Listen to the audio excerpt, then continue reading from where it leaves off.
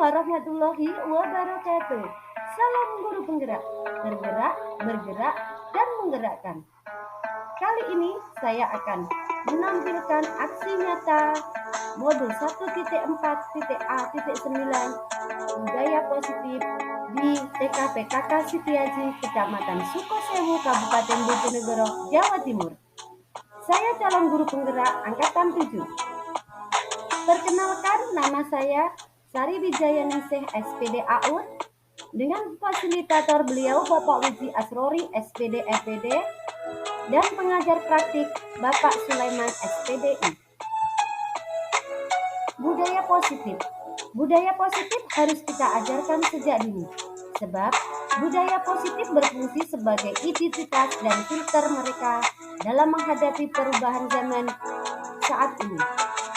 Budaya positif haruslah dilakukan dengan cara positif hingga bisa dilaksanakan agar kesadaran diri bukan adanya paksaan. Sebagai pendidik, menuntun anak dalam belajar, budaya positif perlu diciptakan agar dapat mendukung pembentukan karakter baik anak yang diharapkan. Maka dari itu butuh kolaborasi yang baik antara pihak sekolah, yaitu dari kepala sekolah, dari guru, wali murid, dan juga murid. Agar budaya positif juga bertambah bagi lingkungan sekolah dan lingkungan yang ada di rumah. Latar belakang. Sekolah merupakan tempat untuk mengembangkan sikap dan potensi seluruh warga sekolah. Sehingga misi yang jelas akan mengantarkan sekolah dan warga sekolah menjadi lebih baik. Untuk menanamkan budaya positif di sekolah, harus ada komunikasi dan kolaborasi antara kepala sekolah, guru, wali murid, dan murid. Salah satunya membuat kesepakatan kelas untuk meningkatkan budaya positif yang dilakukan melalui pendekatan dialogis. Selanjutnya, tolak ukur. Yang pertama adalah terbentuknya kesepakatan dan keyakinan kelas yang dibuat oleh siswa bersama wali kelas atau guru. 2. Murid dan guru melakukan diskusi untuk menerapkan kesepakatan dan keyakinan kelas secara konsisten. Yang ketiga, menguatkan karakter positif dalam diri murid seperti religius, disiplin, tanggung jawab, peduli, mandiri, gotong royong, kreatif, dan berpikir nalar kritis.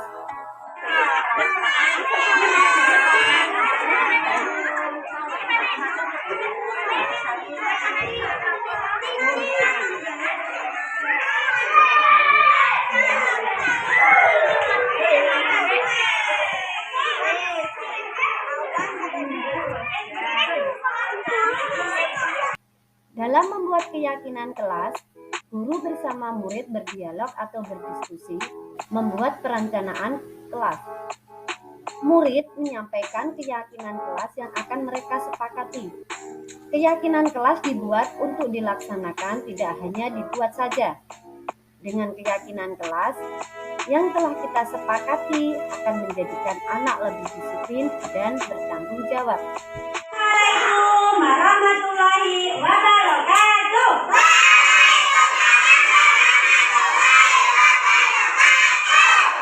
Halo.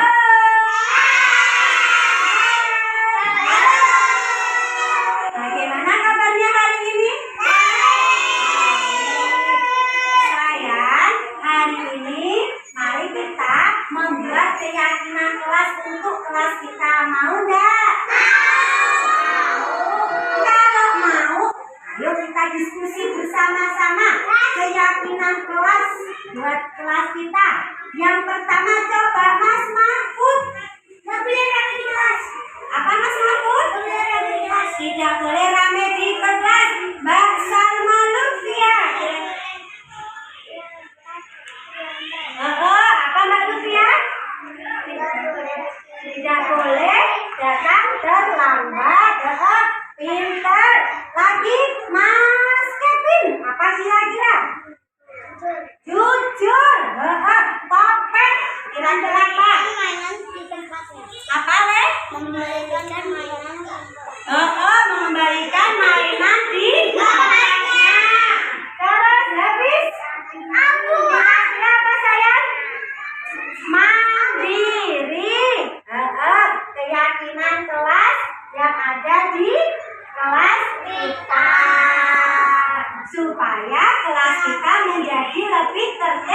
disiplin. Mau nggak kira-kira menjalankannya? Mau nggak? Setuju nggak? Setuju. Siap? Oke, terima kasih.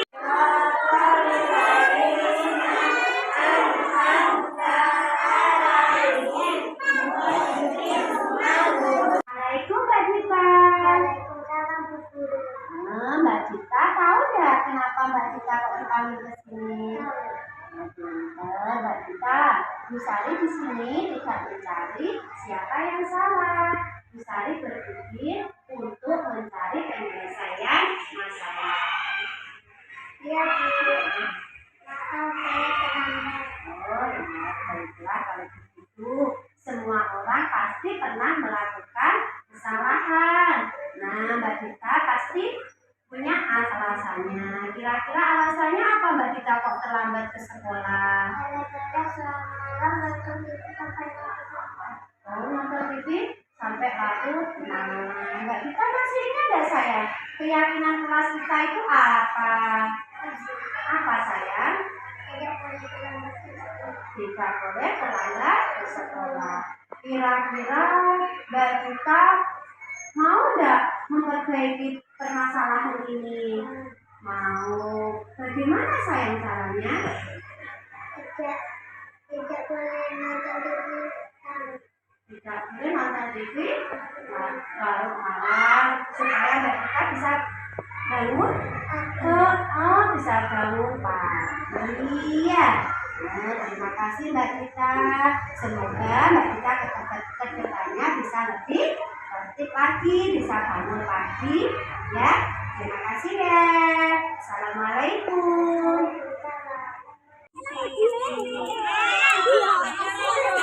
Dia bintang kejora.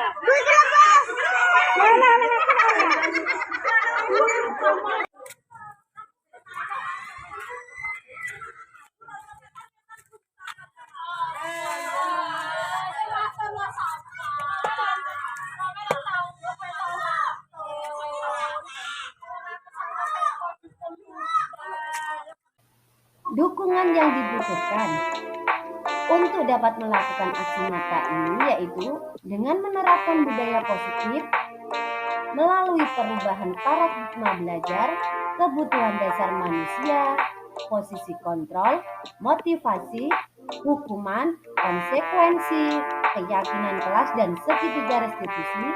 Di TKPKK Sitiaji, saya sebagai pendidik dan calon guru penggerak memerlukan dukungan dari semua pihak yang ada di lingkungan sekolah, yaitu dukungan dari kepala sekolah, dari rekan guru, dan juga dari murid. Assalamualaikum warahmatullahi wabarakatuh. Waalaikumsalam warahmatullahi wabarakatuh. Yang saya hormati Ibu Kepala TKPKK Sitiaji dan juga teman-teman dari kelompok bermain dan juga pos PAUD. Kali ini saya akan mencoba mensosialisasikan tentang budaya positif yang ada di TKPKK Sitiaji. Budaya positif harus kita ajarkan sejak dini, sebab budaya positif berfungsi sebagai identitas dan filter mereka dalam menghadapi perubahan zaman pada saat ini. Budaya positif haruslah dilakukan dengan cara positif hingga bisa dilaksanakan atas kesadaran diri, bukan adanya paksaan. Sebagai pendidik, menuntun anak dalam belajar. Budaya positif perlu diciptakan agar dapat mendukung pembentukan karakter lebih baik yang diharapkan. Maka dari itulah butuh kolaborasi yang baik antara pihak sekolah, yaitu yang pertama dari kepala sekolah, yang kedua dari teman sejawat atau guru, yang ketiga dari murid atau peserta didik. Dapat bagi lingkungan di mana anak itu tinggal, misalnya tidak hanya di sekolah, di rumah pun mereka akan diterapkan budaya positif. Itu sudah terlekat di hati anak-anak. Dan hukuman, konsekuensi, dan restitusi. Restitusi adalah proses menciptakan kondisi bagi murid untuk memperbaiki kesalahan mereka, sehingga mereka bisa kembali pada kelompok mereka. Restitusi juga merupakan proses kolaboratif yang mengajarkan murid untuk mencari solusi untuk masalah mereka dan membantu murid berpikir tentang orang seperti apa yang mereka inginkan dan bagaimana mereka harus memperlakukan orang lain. Hukuman bersifat tidak terencana atau tiba-tiba. Anak atau murid tidak tahu apa yang akan terjadi dan dilibatkan. Selanjutnya, konsekuensi. Konsekuensi suatu terencana atau sudah disepakati, sudah dibahas atau disetujui oleh murid dan guru. Umumnya terbentuk konsekuensi dibuat oleh pihak guru dan murid sudah mengetahui sebelumnya konsekuensi yang akan diterima bila ada pelanggaran. Dari yang tadi yang saya jelaskan tentang restitusi, mungkin dari teman-teman ada yang ditanyakan, silakan. Silakan Bu Lulu. Pertanyaannya, apakah saat kita melakukan kegiatan pada kelompok, bolehkah kita memberi hukuman kepada anak jika anak tersebut melakukan pelanggaran? Seperti itu pertanyaannya. Terima kasih untuk pertanyaannya. Baiklah, saya akan mencoba menjawab pertanyaan dari Bu Lulu. Apakah dalam kegiatan kelompok kita boleh menghukum anak? Dalam kegiatan kali ini, ya, hukuman itu tidak boleh diberikan kepada anak. Sebaiknya kita menggunakan restitusi dengan cara bagaimana? Yang pertama, kita membuat kesepakatan dulu, kesepakatan kelas. Di antaranya misalnya bersama anak-anak kita berdiskusi, membuat kesepakatan kelas, misalnya datang tepat waktu. Yang kedua misalnya buang sampah pada tempatnya, tidak boleh rame atau lain sebagainya. Nah, waktu anak melakukan kesalahan tidak seharusnya anak dihukum. Karena dengan hukuman itu anak akan membekas sakit hati yang mungkin itu bisa dibawanya sampai ke jenjang dewasa atau bertahun-tahun. Kita sebagai pendidik mungkin tidak menyadari apa yang kita lakukan atau apa yang kita berikan kepada anak itu kira-kira membuat hati anak itu terluka enggak, tersakiti enggak. Nah, sebaiknya kita tidak memberi hukuman tetapi konsekuensi dengan tadi sudah kita terapkan keyakinan kelas, kita membuat konsekuensinya. Misalnya jika ada anak tidak membuang sampah pada tempatnya, konsekuensinya sebaiknya apa ya? Nah, begitu, tidak harus dengan hukuman, tidak harus dengan cara hukuman. Begitu ya. Terima kasih. Terima kasih. Selanjutnya dihukum oleh penghargaan. Kita berpikir bahwa hukuman atau penghargaan dapat membuat murid kita menjadi disiplin, mentaati peraturan, tetapi ternyata hukuman memberi dampak negatif berkepanjangan bagi murid. Begitu juga dengan memberikan penghargaan, itu akan merusak hubungan antara murid dengan guru, mematikan kreativitasnya. Oleh karena itu, teori motivasi intrinsik lebih relevan dalam mendisiplinkan murid dengan membangun kesadaran sendiri terhadap apa yang dilakukannya. Sehingga kapanpun, dimanapun, ada atau tidak ada guru, sikap tersebut akan terbina pada diri murid. Keyakinan kelas. Pembentukan keyakinan kelas, yaitu tujuannya satu, keyakinan kelas bersifat lebih abstrak daripada peraturan yang lebih rinci dan konkret. Yang kedua, keyakinan kelas berupa pernyataan-pernyataan universal. Yang ketiga, pernyataan kelas atau keyakinan kelas senantiasa dibuat dalam bentuk positif. Yang keempat, keyakinan kelas hendaknya tidak terlalu banyak sehingga mudah diingat dan mudah dipahami oleh semua warga sekelas. Yang kelima, keyakinan kelas sebaiknya sesuatu yang dapat diterapkan di lingkungan tersebut. 6. Semua warga kelas hendaknya ikut berkontribusi dalam pembuatan keyakinan kelas lewat kegiatan surat pendapat, diskusi, atau bisa dengan cara berkolaborasi. Yang terakhir, bersedia meninjau kembali keyakinan kelas dari waktu ke waktu. Keyakinan kelas yang saya buat di TK PKK Setiaji. Misalnya, yang pertama datang tepat waktu. Yang kedua, menjaga kebersihan kelas. Yang ketiga, tidak ramai sendiri atau membawa makanan ketika jam pelajaran. Yang keempat, mengembalikan alat tulis atau mainan pada tempatnya. Kebutuhan dasar manusia dan dunia berkualitas. Ada 5 kebutuhan dasar manusia. Yang pertama, kebutuhan untuk bertahan hidup. Kita sebagai manusia, kebutuhan yang paling utama adalah kebutuhan bertahan untuk hidup. Yang kedua, kebutuhan untuk merasa diterima. Kita merasa diterima di lingkungan sekolah ataupun di lingkungan di rumah. Yang ketiga, kebutuhan akan kebebasan. Yang keempat, kebutuhan akan kesenangan. Dan yang kelima, kebutuhan akan penguasaan. 5 posisi kontrol kita sebagai pendidik atau sebagai guru. Di sini ada 5 posisi kontrol. Yang pertama yaitu posisi penghukum, di mana posisi tersebut berdampak pada murid menjadi pendendam, tidak menyukai guru. Yang kedua, posisi merasa bersalah, yang akan berdampak pada murid merasa bersalah, rendah diri, dan menarik diri dari lingkungan. Yang ketiga, posisi teman, dampaknya murid akan menjadi ketergantungan atau tidak mandiri. Yang keempat, posisi pemantau atau monitor, yang dampaknya murid akan menghitung konsekuensi dan hadiah tanpa memahami sepenuhnya nilai kebajikan yang dituju. Yang terakhir adalah posisi manajer, dampaknya murid menjadi lebih mandiri, percaya diri, dan dapat memecahkan masalah sendiri. Ini saya masih sering menggunakan posisi kontrol yang merasa bersalah. Yang merasa bersalah itu ternyata dampaknya membuat anak merasa bersalah dan rendah diri ketika ada di lingkungan sekolah. Selain merasa bersalah, saya juga biasanya menerapkan posisi sebagai teman. Karena di pembelajaran PAUD atau di TK, guru hendaklah bermain bersama anak.